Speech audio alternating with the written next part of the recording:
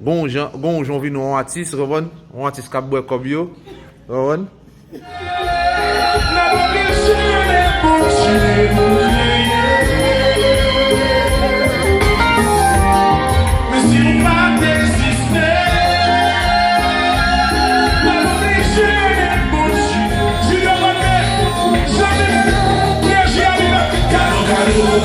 So